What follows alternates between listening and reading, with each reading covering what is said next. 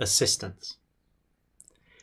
There's some areas where you're really going to want to have an assistant help you with. So let's talk about them. The first one is the help with practices. You've got a lot of kids to control, and I've also found it's a lot easier to teach skills in smaller groups.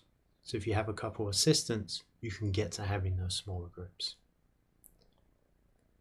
You're going to want cover for when you're not around.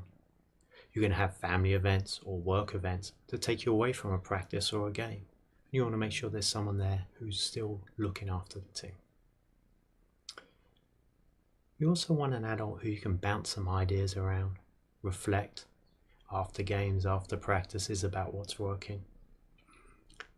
And while you're going to build a good rapport with your team, you also will want some time to just talk with an adult about mutual topics.